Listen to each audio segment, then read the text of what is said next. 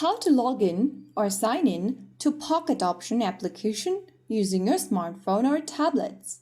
Hello everyone, welcome back to Trading for Beginners. If you are trying to access your Pocket Option account using the Pocket Option application, then here's how you do it. First of all, launch open the Pocket Option app on your device, and once you're inside this welcome screen, tap on the sign in button if you already have an account. Now in the sign in area, you'll need to choose the login method that you previously chose. You can sign into Pocket Option using Facebook or Google option. If you've previously signed up using email option, then choose the same option here. Just make sure to select the same method that you previously used while signing up for Pocket Option. Go ahead and enter your credentials. Since I created an account with email, I'm going to have to go ahead and enter the email address. Type in your email and password in the respective text boxes. If you don't remember your password, you can get help by tapping this password recovery option, following through the prompts. Finally, after filling in the details, you can tap on the sign in button. You will then be able to sign in to your Pocket Option account in just a few simple steps.